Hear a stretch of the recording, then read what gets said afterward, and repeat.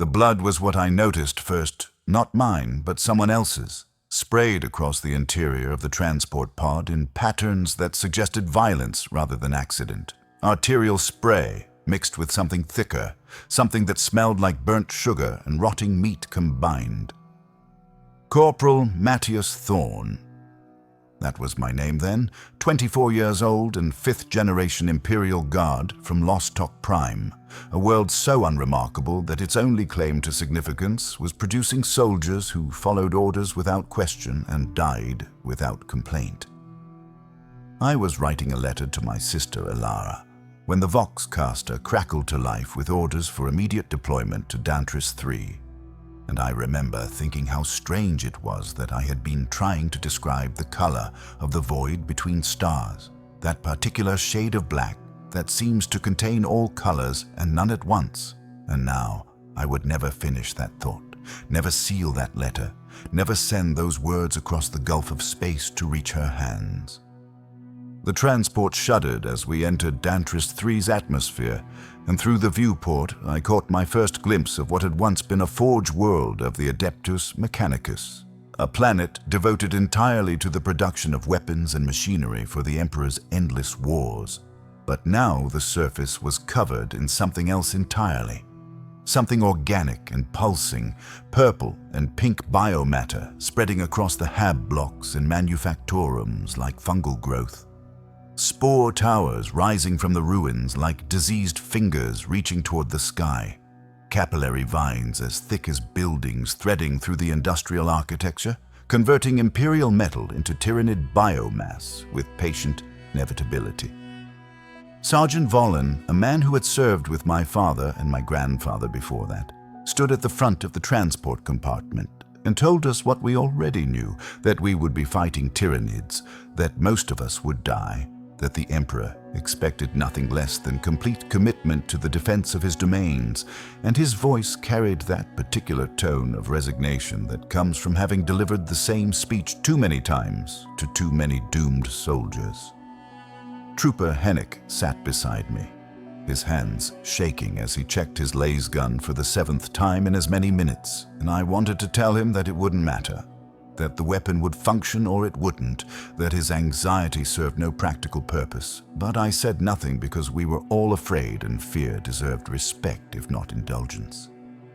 Vox Operator Dessa, the only woman in our squad, was muttering prayers to the Emperor under her breath, her fingers moving across her aquila pendant with the mechanical repetition of religious conditioning, and I found myself envying her faith, that ability to believe that someone or something in the vast, uncaring universe gave the slightest consideration to our survival.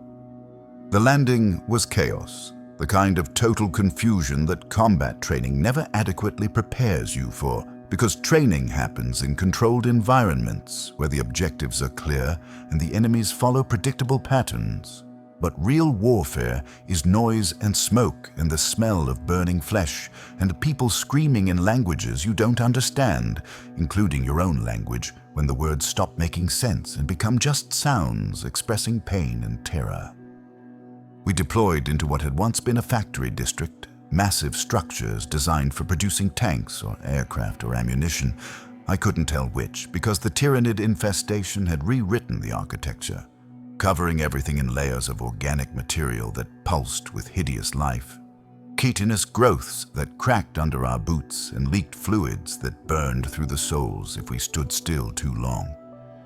The air tasted wrong, thick with spores that our rebreathers couldn't completely filter, leaving a sensation like breathing through wet cloth soaked in chemicals, and within minutes, my lungs ached with each breath. My throat raw from coughing, my eyes watering from the atmospheric toxins. The tyrannids came at us in waves, not the massive creatures you see in propaganda vids, though those existed too, but the smaller organisms, termagants scuttling forward on 4 legs with weapons growing from their bodies that spat beetles or maggots or some kind of bioammunition that burrowed into flesh and hatched, and hormagaunts that moved so fast they seemed to teleport, closing distance faster than you could track with unaided eyes, their scything claws capable of cutting through flak armor like it was paper. We fought them in the ruins, taking cover behind fallen machinery, firing until our laser guns overheated, then firing anyway because stopping meant dying, and the Tyranids just kept coming, an endless tide of alien flesh driven by a hunger that transcended normal biology, controlled by a hive mind intelligence that cared nothing for individual losses, because every death was merely data, information to be processed and incorporated into the swarm's evolving tactics. Dessa died on the third day, torn apart by a Ripper swarm, those horrible little creatures that moved in packs of dozens, each one barely larger than a rat, but with teeth like diamond saws and an appetite that seemed infinite. She had been trying to establish contact with command when they boiled out of a ventilation shaft, covering her in seconds, and by the time we killed them all, there wasn't enough left of her to identify except for her Vox unit, still transmitting her screams even after her throat had been eaten away. Hennick stopped sleeping after that, just sat with his laser gun across his lap during rest periods, staring at nothing. And when I tried to talk to him, he looked through me like I wasn't there, like he was already a ghost haunting his own body. The casualties mounted with mathematical precision, 10% the first week, 20% by the second, 40% after 3 weeks of constant combat, and the pattern never varied because the Tyranids never tired, never retreated, never gave us any respite from the grinding horror of fighting an enemy that viewed our entire species as nothing more than biomass waiting to be consumed. The rain started on the 4th week, except it wasn't water but some kind of organic precipitation, spores mixed with digestive enzymes that fell from the contaminated clouds and ate through our equipment, forcing us to take cover in sealed structures while the acid rain dissolved anything left exposed, and I watched a trooper from another squad get caught in the open, his flesh melting off his bones while he screamed. And there was nothing we could do except remember that the Imperium of man considered this an acceptable cost of defending its territories. After 3 weeks, maybe 4, time had stopped having much meaning. We received orders to fall back to a Mechanicus facility located in what had once been the planet's primary research sector, a complex of buildings that had somehow remained relatively untouched by the Tyranid corruption, protected by void shields and automated defense systems that still functioned despite the bio-infestation covering everything else.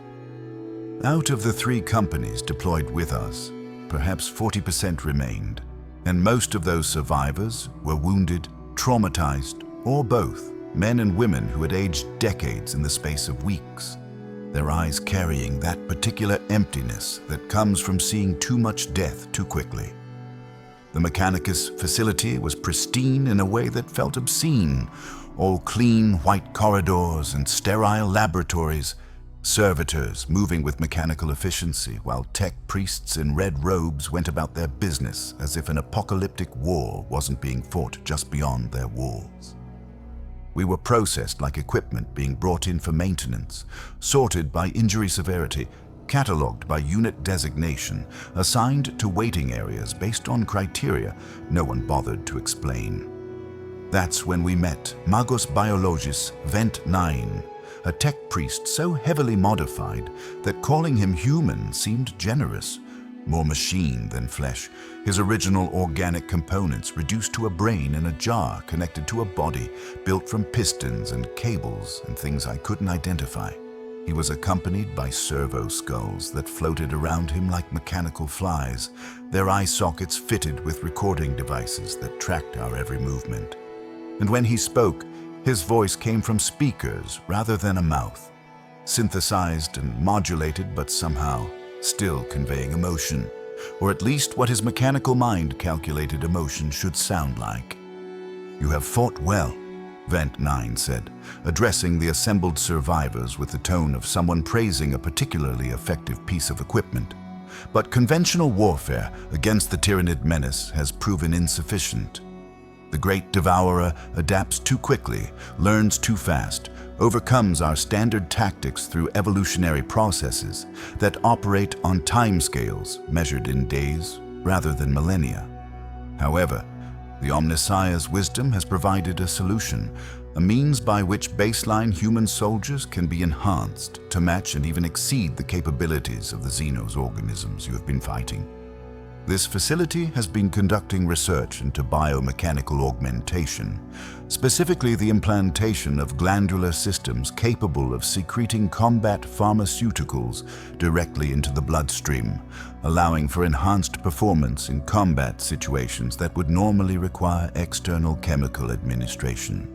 The survival rate for enhanced soldiers significantly exceeds that of unmodified personnel in comparable combat scenarios.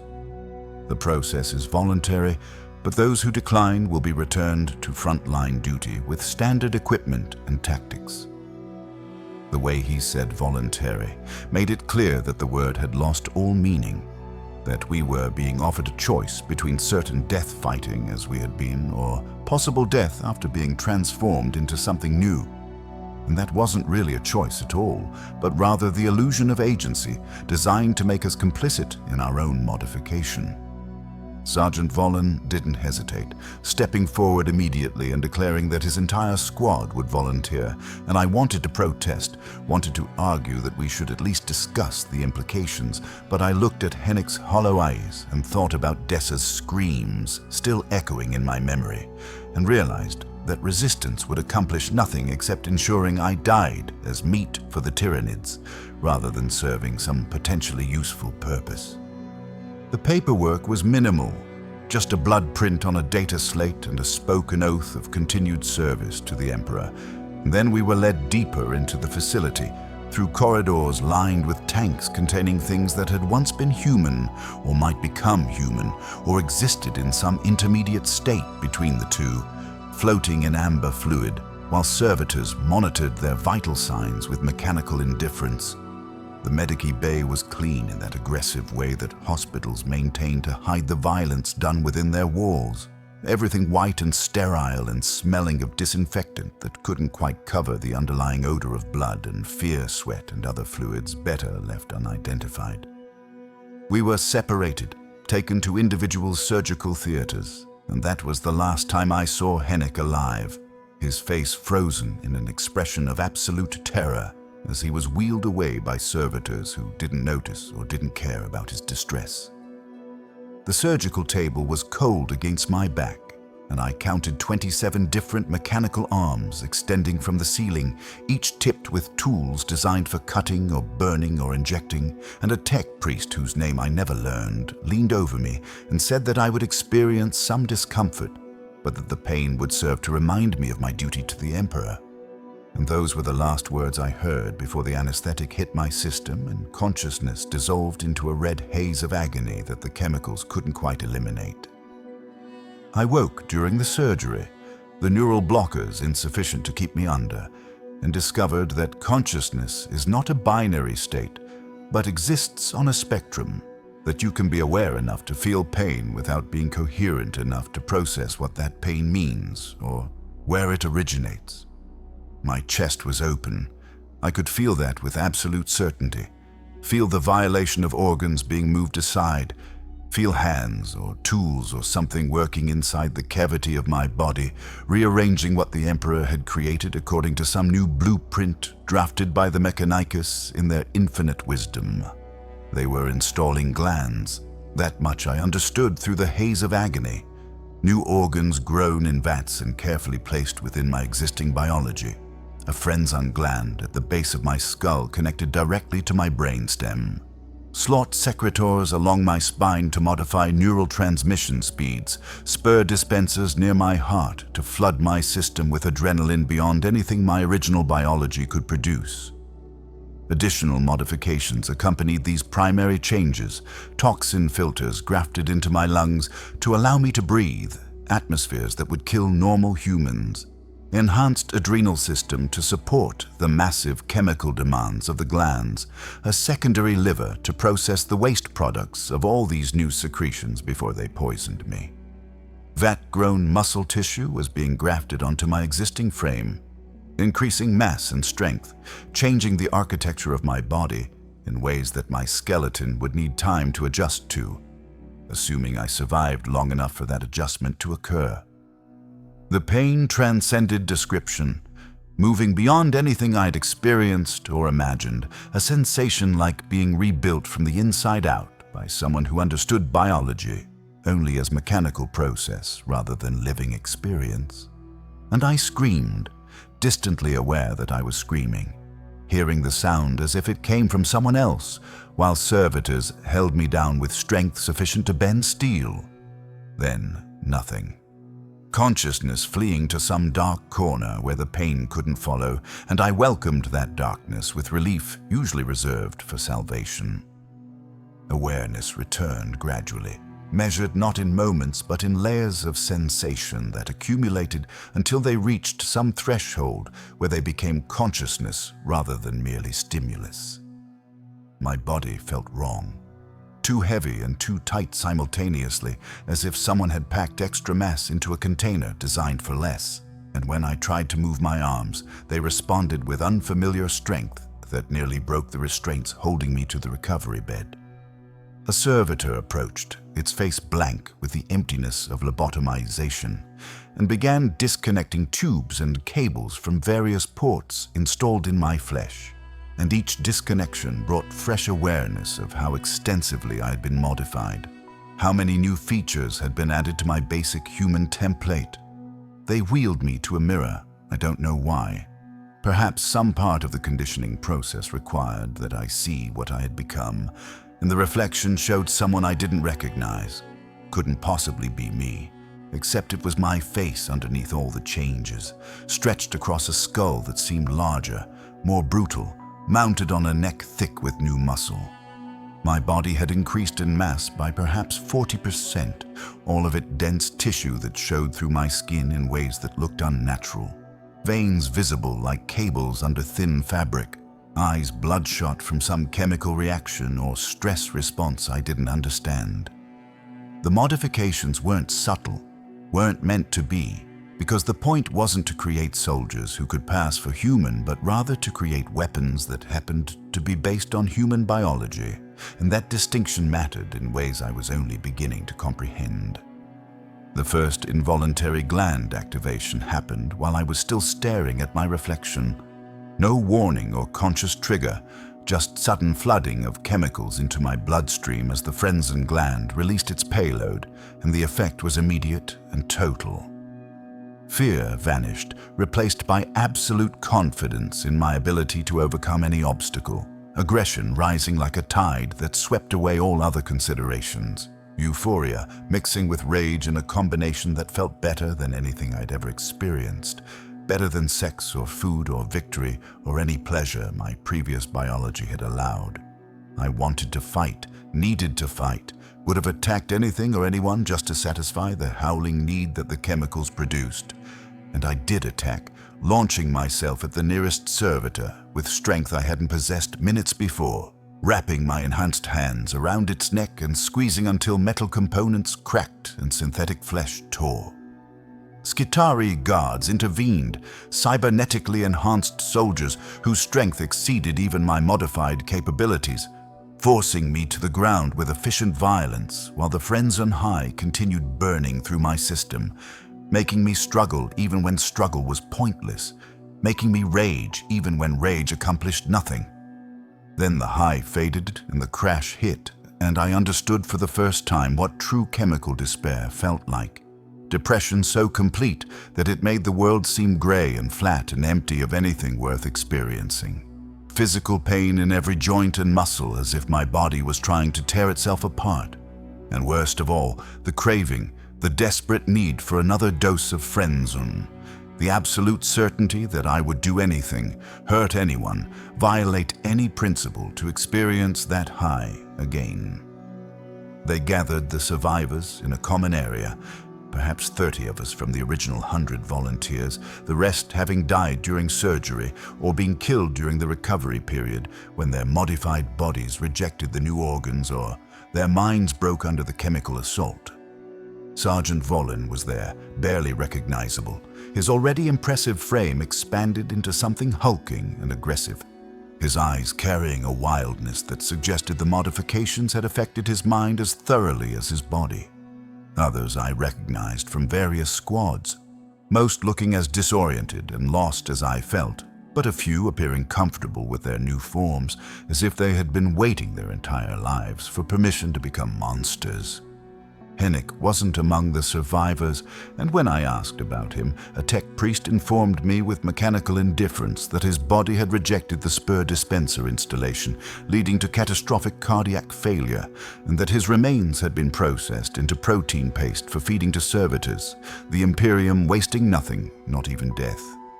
That information should have affected me more than it did. Should have produced grief or anger, or at least acknowledgement of loss. But the emotional blunting that accompanied the modifications made such feelings seem distant and unimportant, luxuries I no longer had access to, and I simply added Hennick's death to the growing list of horrors that I observed without truly experiencing.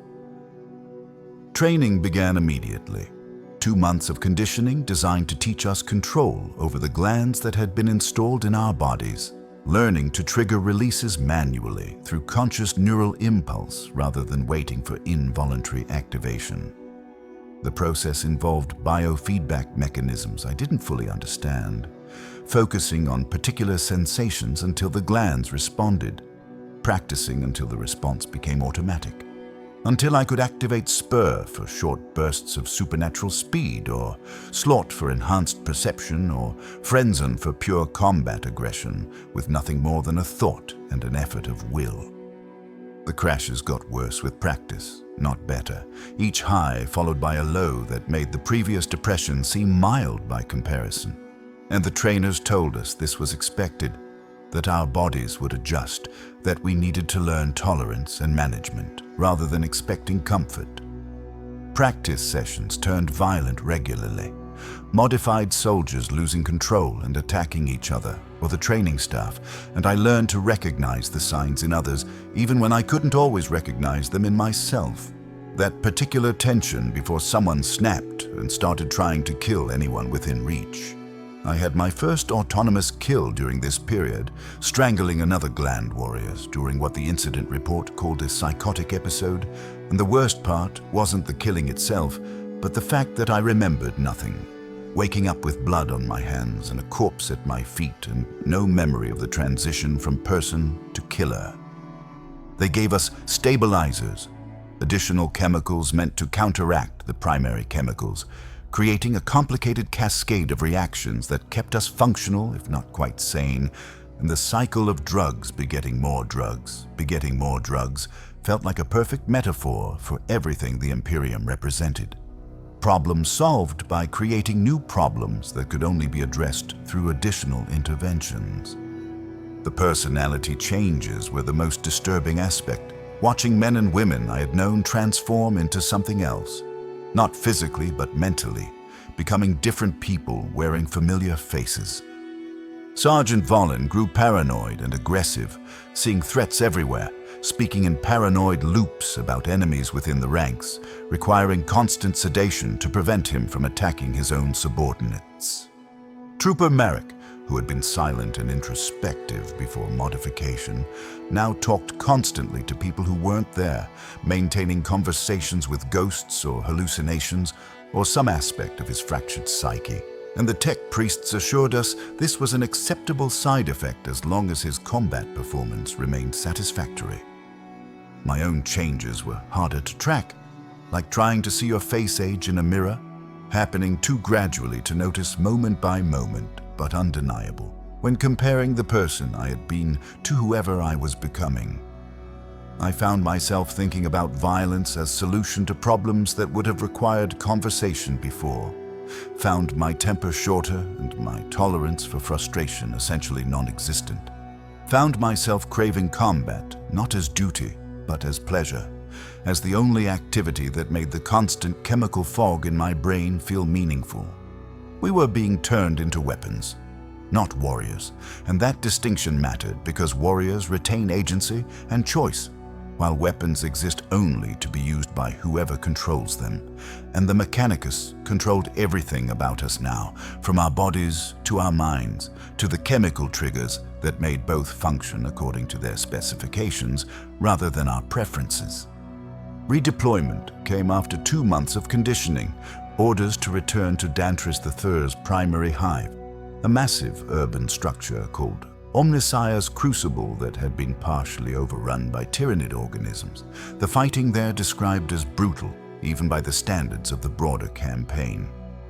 We were loaded into dedicated transports designed for moving hazardous materials, sealed compartments with reinforced walls and multiple redundant locking mechanisms, because apparently even the Imperial Guard now considered us dangerous enough to require containment during transport. The other soldiers aboard the ship gave us a wide berth, watching us with mixture of fear and disgust. And I couldn't blame them because I would have felt the same way. We looked wrong, and moved wrong, and smelled wrong, carrying that particular chemical odor that marked us as something other than baseline human. The briefing was minimal. Target coordinates and expected enemy composition, instructions to engage with maximum aggression and minimal concern for collateral damage. And the commanding officer's final words were, "Show us what the Omnissiah's modifications can accomplish." And I realized that we weren't being sent to win, but rather to be tested, to provide data about how enhanced soldiers performed in real combat conditions against an actual enemy rather than training scenarios and simulations. The first combat operation as Gland-Warriors happened in a tyrannid digestion pool, one of the horrible structures the Great Devourer created to process captured biomass, massive pits filled with acid and enzymes where people were dissolved alive, their component nutrients absorbed into the swarm's larger biology. The pool was surrounded by defensive organisms, termagants and hormagants, and larger creatures whose classifications I didn't know, all protecting the digestion infrastructure because destroying it would deprive the tyrannids of resources they had already spent effort to capture. We inserted via drop pod, slamming into the ground with force that would have killed unmodified humans, but our enhanced bone density and muscle structure absorbed the impact, and we emerged already moving, already killing, chemical cocktails flooding our systems before we even saw the enemy. I triggered everything at once, all three glands simultaneously, and the effect was transcendent in a horrible way that made the previous single drug experiences seem mild by comparison. Time seemed to slow as the slot altered my neural transmission speed, letting me see individual tyrannid muscle contractions, predict movements before they completed, process combat information faster than any baseline human could manage. Fear vanished completely as the friend-zone eliminated every survival instinct and replaced them with pure aggression, and I found myself charging a Carnifex, a creature the size of a battle tank, with nothing but my bare hands and absolute chemical confidence in my ability to kill it. Spur kept my body functioning past any reasonable limit, ignoring last burns and broken ribs and massive wounds that should have stopped me, flooding me with enough adrenaline that pain became abstract information rather than limiting factor. The massacre that followed wasn't combat. It was extermination, ripping through tyrannid organisms within human strength, moving faster than they could adapt, killing with efficiency that came from chemical enhancement rather than skill or training. I remember laughing, hearing myself laugh while covered in alien blood and bits of tyrannid flesh, unable to stop killing even after all immediate threats were dead, continuing to attack bodies that had already ceased functioning, and the horror of recognizing that behavior as wrong while being completely unable to control it. The rest of the squad performed similarly, devastating everything in our path but completely uncontrolled. Raw violence without discipline or tactics, just enhanced humans giving in to chemical impulses that made us more effective killers than any training could achieve. Trooper Marek killed 3 regular guardsmen during the operation, members of a support unit who had the misfortune of being nearby when his friends on high convinced him they were tyrannid infiltrators, and he tore them apart with his enhanced strength before anyone could stop him or make him understand his mistake. Post-combat was vomiting and shaking as the drugs wore off, the crash hitting harder than any previous experience, body demanding another dose with intensity that made conscious thought nearly impossible. mind screaming for more chemicals, while some diminishing part of my consciousness recognized this as addiction, as enslavement to biology, as surely as any servitor was enslaved to its programming. The operations continued for 6 months without interruption.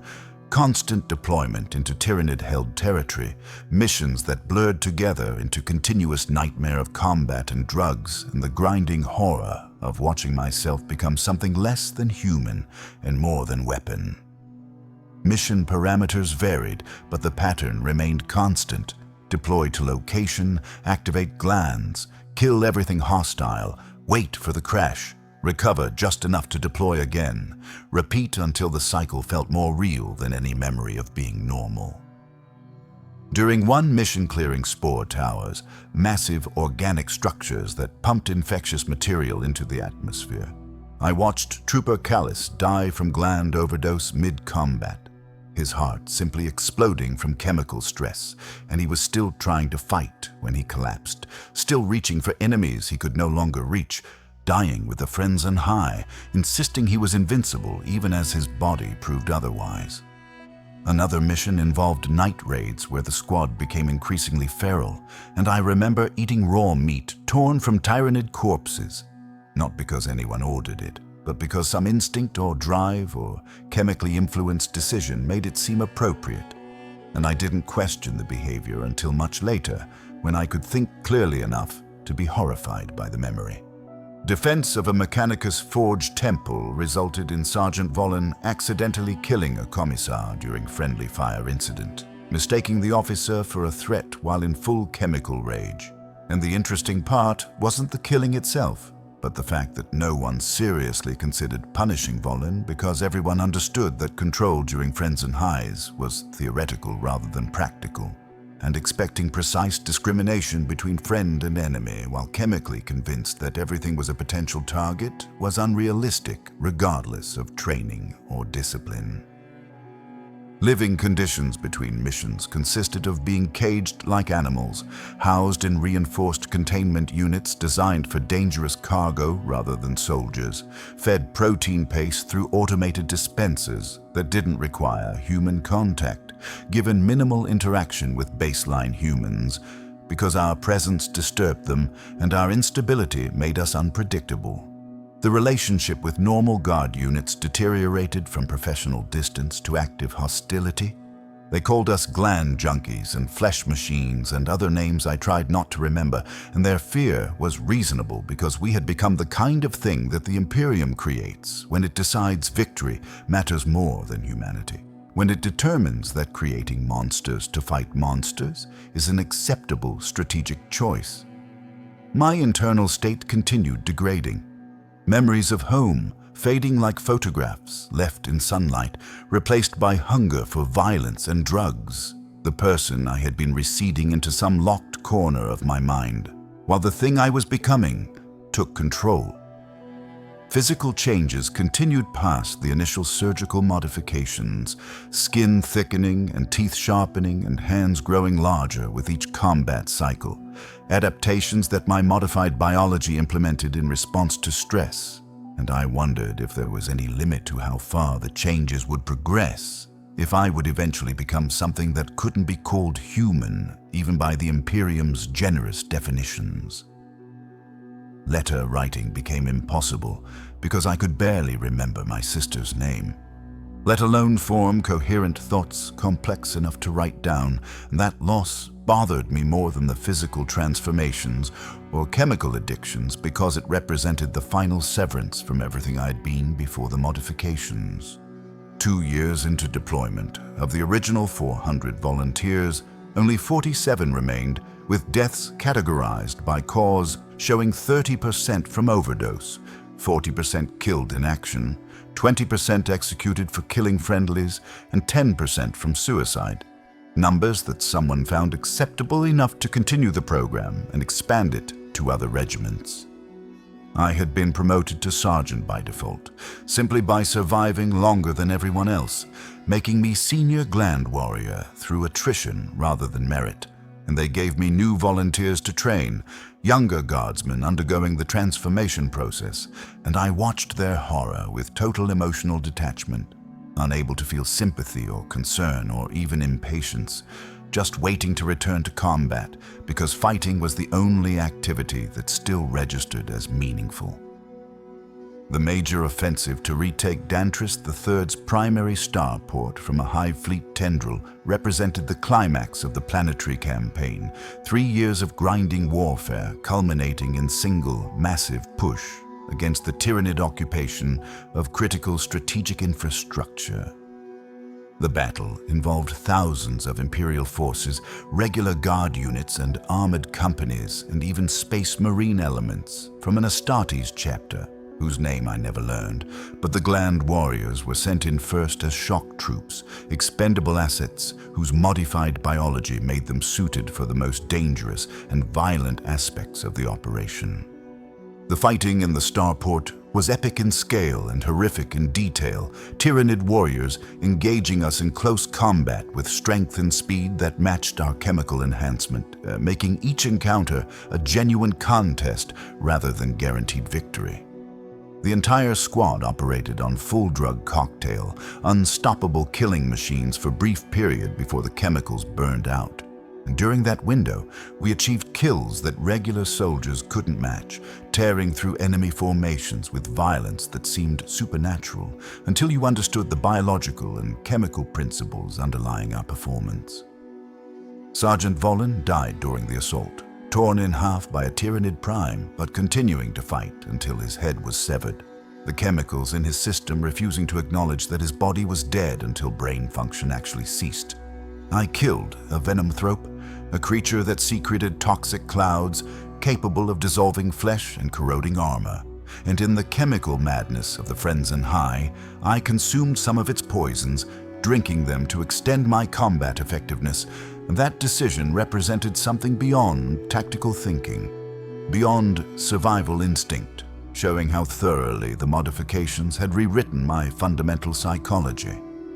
Victory was achieved at catastrophic cost, with only 12 Gland-Warriors surviving from the 80 deployed for the operation.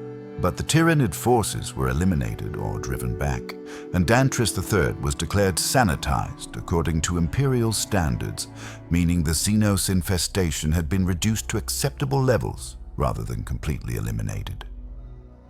3 years and 2 months after my transformation began, Dantris III was officially designated a recovered Imperial asset.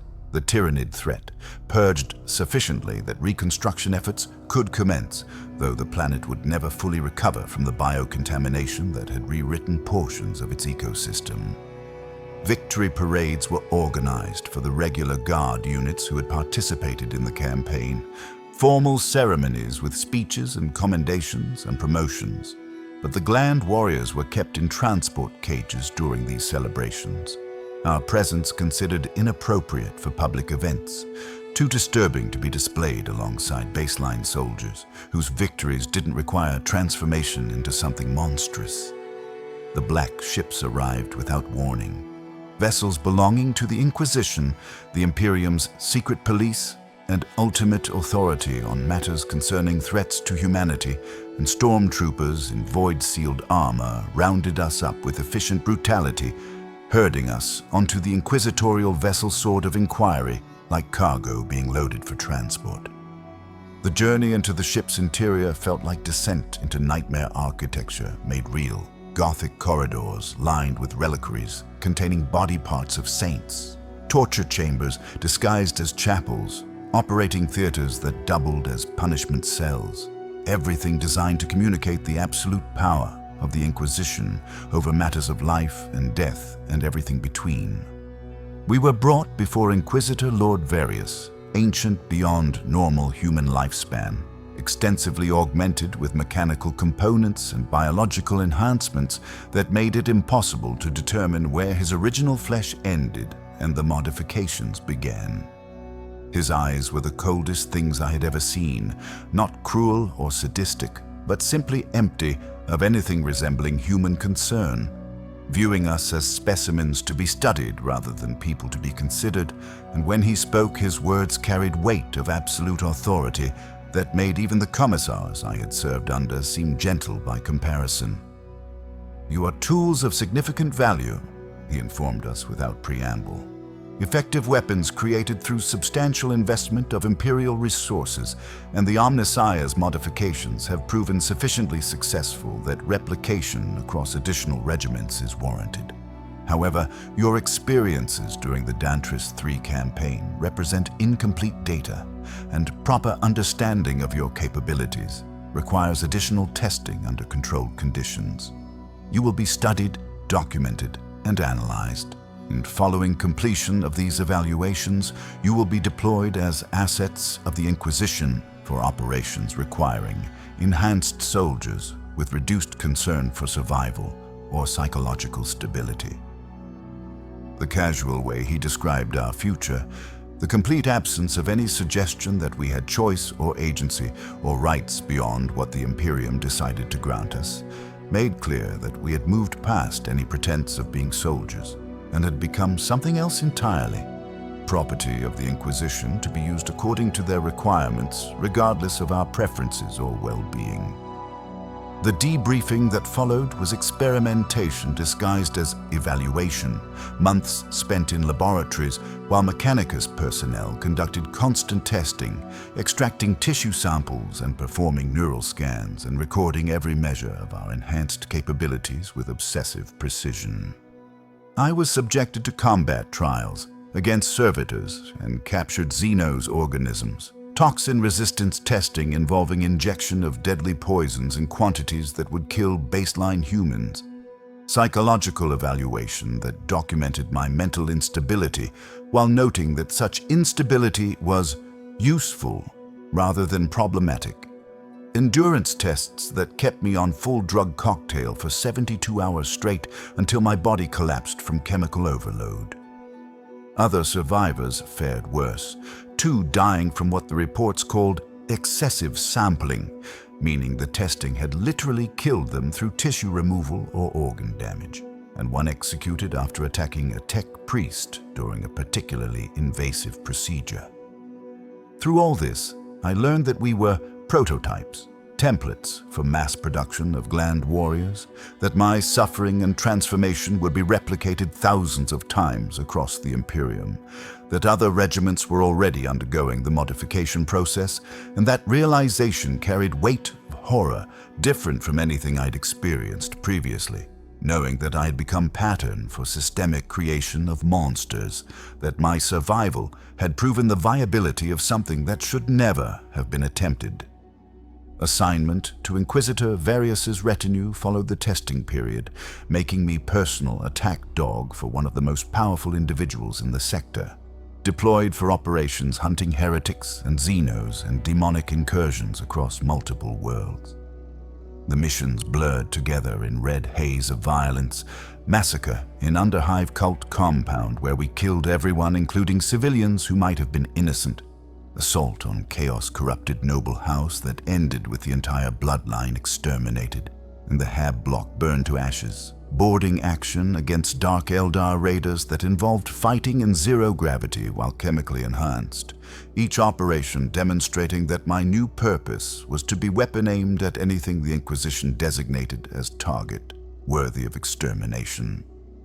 I became legend among inquisitorial circles, known as the Bloodhound, survivor beyond all probability, the Gland-Warrior who refused to die despite odds suggesting otherwise, and that reputation felt like curse rather than achievement because it meant I would continue being deployed, continue killing, continue existing in this horrible state indefinitely. Internal state had degraded to point where I was barely human anymore, living from fix to fix, violence the only language I understood. The person I had been completely buried under layers of chemical dependency and combat conditioning. Brief moments of clarity came occasionally, usually during crashes when the drugs had worn off and before new doses became available. And during one such moment, I saw my reflection in trophy case containing artifacts from successful inquisitorial operations, and I didn't recognize the monster looking back at me. That thing with scarred flesh and dead eyes and body built for killing rather than living. 8 years after transformation, I was 32 years old, but felt ancient, body carrying damage from countless combats and chemical cycles, mind fractured from sustained drug use and repeated trauma, existence reduced to waiting for orders to kill and then killing, and then waiting for new orders. 3 other Gland-Warriors served in Varus's retinue, men whose names I never learned because conversation felt unnecessary.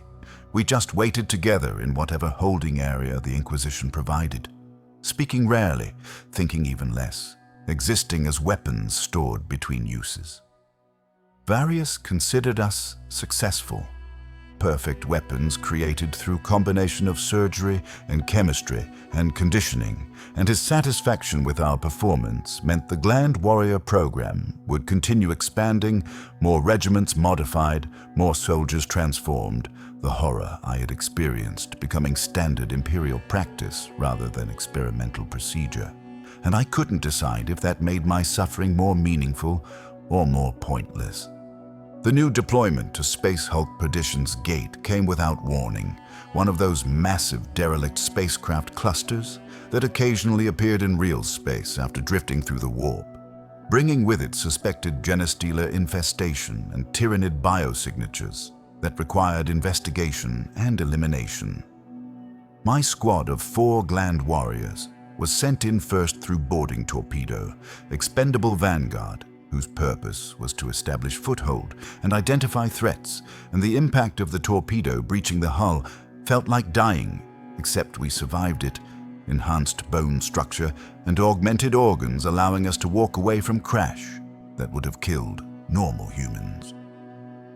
The interior of the Space Hulk was nightmare landscape of twisted corridors and flickering lights, biological corruption spreading through walls like infection, creating environment that felt actively hostile even before we encountered any actual enemies.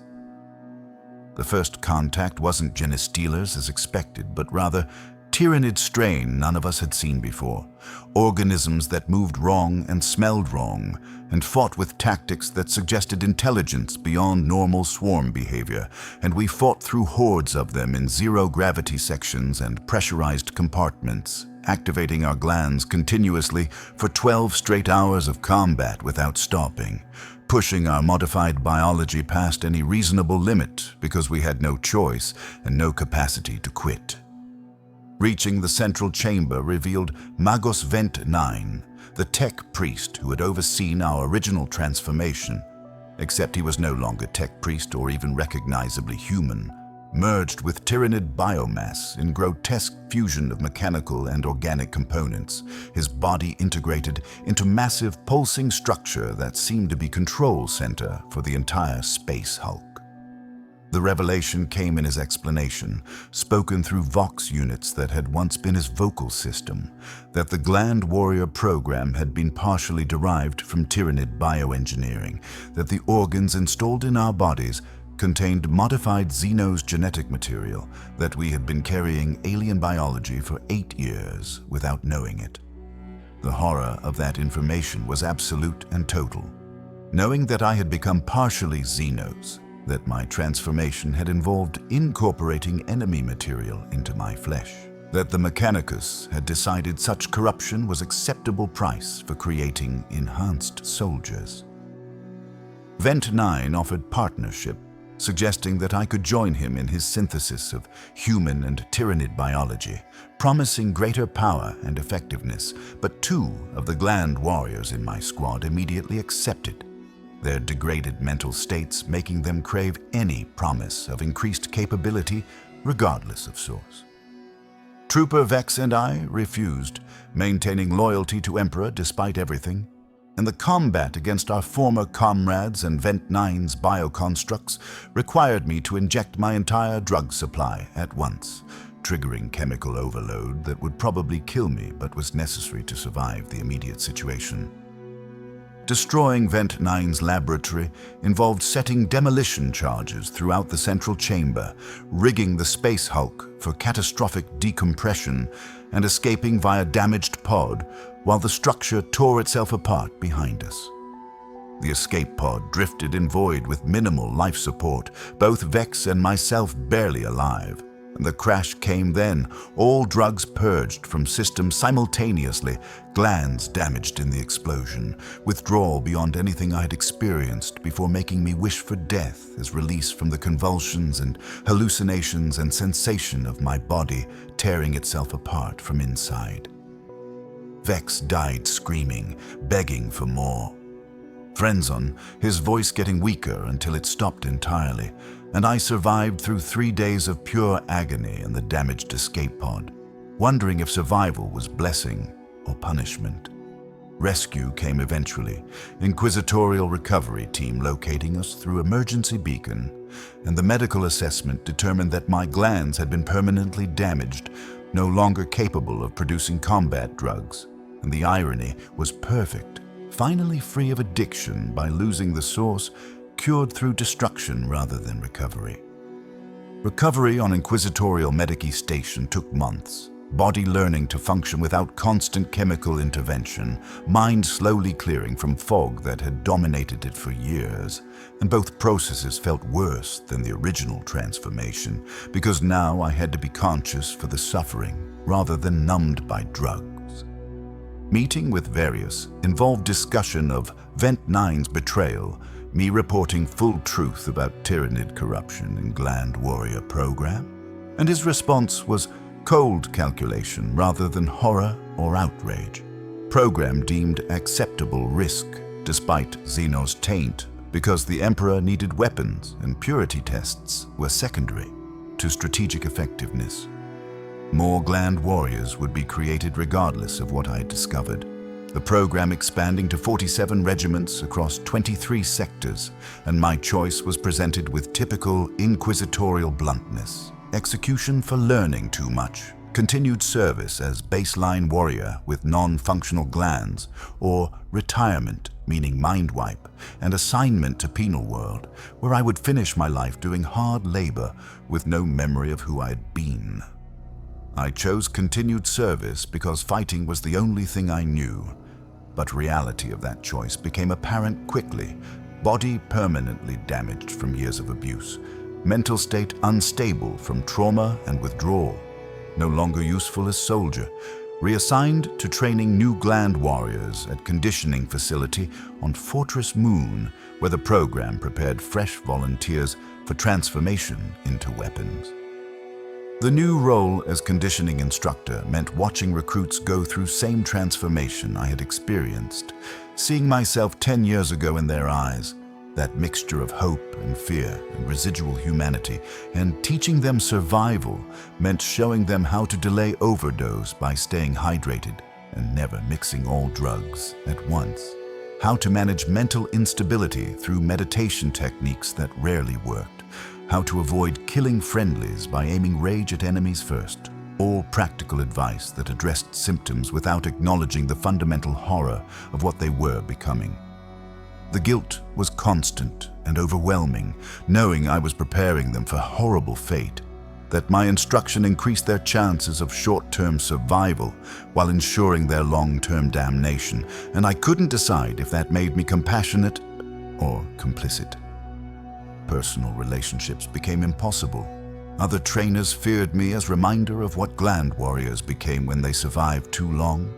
Recruits saw me as cautionary tale rather than inspiration, and isolation felt appropriate given what I represented.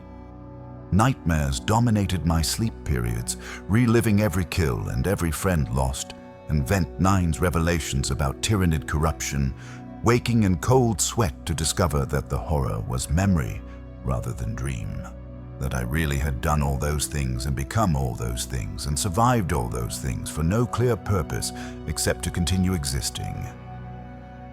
10 years after Dantris III, at 42 years old looking 70, my routine had solidified into wake and train killers and sleep and repeat, existence reduced to maintaining the system that had destroyed me by helping it destroy others. Statistics I learned from Mechanicus reports showed average Gland-Warriors survived 18 months after transformation, making my survival anomaly they couldn't explain, despite extensive study of my biology and psychology. Visits from old inquisitorial contacts occasionally broke the routine. People who remembered the bloodhound and wanted to see if I was still alive. But I didn't remember most of them, gaps in my memory making large sections of my service time simply gone, erased by trauma or drugs or some combination of both. I tried writing letter to my sister, thinking enough time had passed that maybe I could reconnect with that part of my life, but discovered she had died 5 years ago from age, and I had never known, never been informed, that final connection to my old existence severed without my awareness or consent. The realization hit hard that everyone from my previous life was gone. I was ghost haunting the Imperium, anomaly that should have died but hadn't, existing past my expiration date and serving no clear purpose except perpetuating the system that had consumed me. Final training session with new recruit batch involved young soldier asking if the transformation was worth it, if the enhanced capabilities justified the cost, and I gave him honest answer, telling him, "You'll win battles, you'll save worlds, and you'll lose yourself. That's the bargain the Imperium offers, and the bargain you've already accepted by being here." The reflection on the title of my existence, the horrible life of a Gland-Warrior, made sense in that moment, because the true horror wasn't death in glory, but surviving, continuing to exist after transformation, living as weapon that remembered being person. Not the combat or the drugs or the addiction represented the worst part, but rather living after all of it, carrying memories of humanity while being something else, serving the Emperor by becoming the kind of monster that the Imperium creates when it decides that victory matters more than so. Ending came during observation of new recruit shipment arriving at the facility, watching them disembark from transports with expressions mixing fear and determination. And my final thought was simple and terrible. They don't know yet. They think they'll be heroes, and they're right. And that's the tragedy, because heroes in the Imperium don't get to stay human. They just get to keep fighting. And I'll teach them how. Emperor, forgive me for my part in this machinery of transformation. Forgive me for surviving when I should have died. Forgive me for helping create more weapons from the raw material of soldiers who still believe service means something beyond destruction. The Lostok Memorial existed on Lostok Prime, monument erected to honor the fallen of the 23rd Regiment. Names carved in stone of those who died during Dantris' third campaign, and Matthias Thorne's name appeared among the honored dead, listed as killed in action at age 24, that version of me officially dead even though something bearing my name continued existing in facility designated classified by inquisitorial order.